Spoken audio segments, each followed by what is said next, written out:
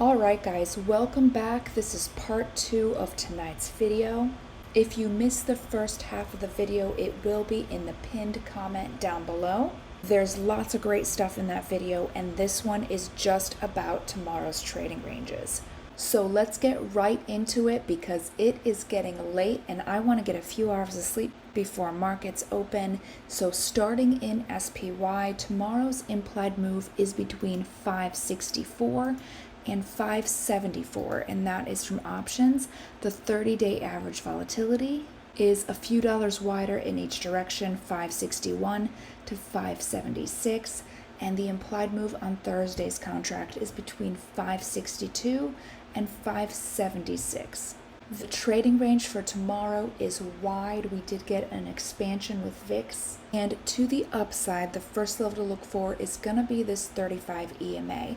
Today we did see that as a resistance. We saw it as resistance on Monday as well, right before Powell spoke. Market got a little bit excited after Powell did say we'd get more rate cuts, and then today we got back underneath it and we resumed seeing that level as resistance. So 35 EMA is definitely the first level to look for. If we do get above that, then 574 is the top of the implied move. And then we have a bear gap protecting all-time highs, and that is just above the top of the implied move for tomorrow. And then on Thursday, 576. And then if this 35 EMA continues to act as a resistance, then the next level to look for is going to be the 30-minute 200 moving average. Right now, the momentum of that is pointing up, and we are getting very close to being extremely oversold here. So 30-minute 200 moving average could definitely catch us, and if we don't bounce, then at least we could stay sideways as we finish consolidating to it. Bottom of the implied move for tomorrow is 564. We have the 1 hour 200 moving average. At the very bottom of the trading range, 562 is the bottom of the implied move on Thursday's contract, and at the very bottom here we have this green gap. This is the gap when we did get the FOMC rate cut. It's a very big gap, so if we get down into this level, I would definitely expect to see slowdown here, maybe a little battle for this level to see if that up gap from FOMC was justified. I don't think that we're going to be breaking below this, at least not tomorrow. So if you're looking for max pain for the next 2 days, I would be looking to some of these strikes down here. And then taking it over to SPX, the implied move over here for tomorrow is between 56.60 and 57.60, and that is from options. The 30-day average volatility takes that a little bit wider to 56.35 and 57.85, and then the implied move on Thursday's contract is between 56.40 and 57.75. And to the upside, the first level to look for is that 35 EMA.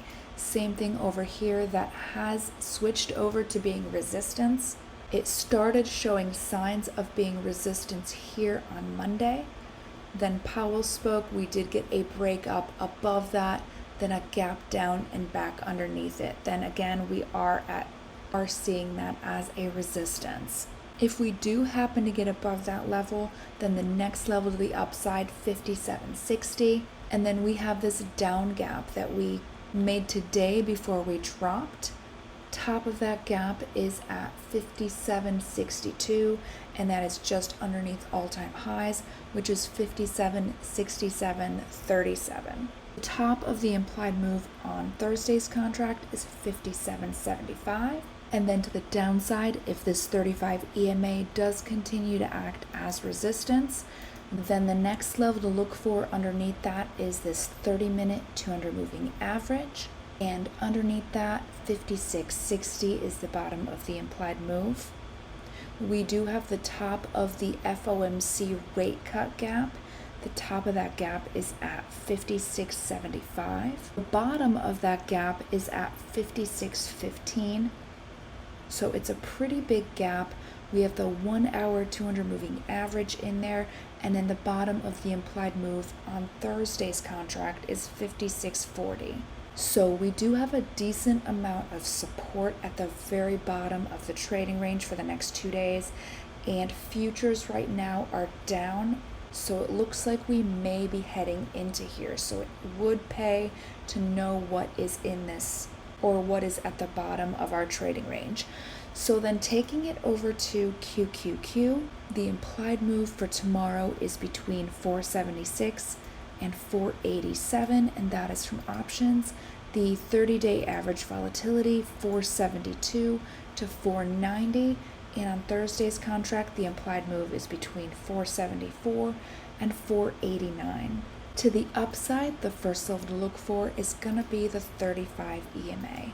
Here we also did see that level become resistance, and that started here on Monday, and then we did see that pop up when Powell spoke, and then today we dropped back underneath it and saw it as resistance. So 35 EMA is above us, and then above that we do have 485. 485 has been a resistance level for the last quarter, almost the entire last quarter. It is right here. We saw resistance here, here, here, and that level is right above us and at the very top of our implied move for tomorrow. So top of the implied move is 487, 489 on Thursday's contract, and then above all of that we do have this bear gap. This was a really big bear gap, and it's the last bear gap between here and all-time highs. So I'm pretty sure I know where bears are hiding, and if we do get to that level, it might be wise to take some profits. And then to the downside, we have the 30-minute 200 moving average. Underneath that, we do have the bull gap. And at the very top of that bull gap, we do have 477. That was a support today, and it was actually a prior resistance level. You could see many rejections here from that. And then we did break above that with the FOMC gap. And then when we got pushed out of this bear gap, we came down right to that level. So previous resistance possibly turned support. Then we have the 1 hour 200 moving average. The momentum there is still bullish. And then we have 474 right in the middle of the gap. 474 is a funny level that we have had for the past, it looks like more than 3 months now. Right here is where we first saw it as support. That was in mid-June. Then we saw it as support here. We gapped under. Then when we came back up, we saw it as resistance, resistance, resistance, and right there, 474. I told you guys we weren't done with that level. It is in tomorrow's trading range. And then where we have the bottom of that gap, we did see that level as support as well. So 471 is the bottom of the gap, 50-day moving average underneath all of that. So crazy trading range here in QQQ. It honestly looks really fun, but it does not look easy. All right, and then taking it over to IWM.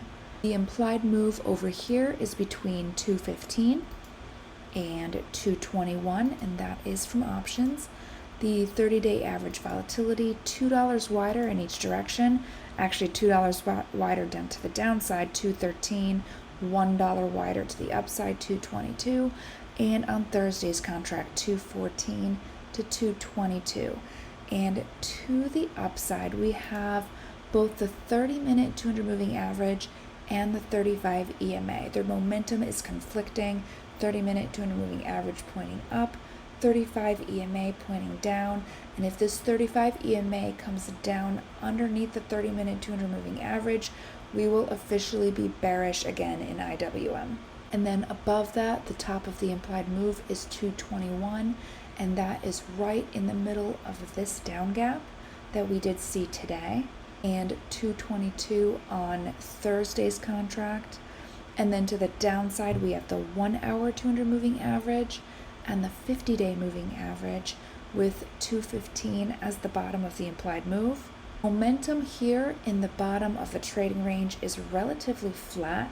So if we do get down here, it may not give us a really big boost back up. Bottom of the implied move is at 215. and then 214 on Thursday's contract. And then underneath the entire trading range, we do have this up gap from mid-September, and it's a pretty decent sized gap. So if we do drop, that is where we definitely could find some support. And then lastly, DIA. The implied move on the week for DIA is between 415 and 430. And then the 30-day average volatility for tomorrow is between 416 and 427. And we are kind of in a channel here. Support down at the bottom of the implied move here. And then we have all-time highs at the top. And ever since FOMC, we are kind of trading sideways through that, consolidating back to the 30-minute 200 moving average. So FOMC rate cut gap has been holding as support, and that 30-minute 200 moving average is pulling through it. So if we drop down here, I would expect to see this as a support, at least in the near term. And if not, then we do have a backup with that 1 hour 200 moving average. And then we also have a second up gap from before FOMC. So 2 up gaps and 2 upward facing moving averages. And I don't know about you, but that sounds to me like the recipe for a great place to bounce if we do drop. So there you have it, guys. Everything you need to know to make tomorrow great. Have fun, trade safe, make sure you take profits when you're out, and I'll see you guys tomorrow.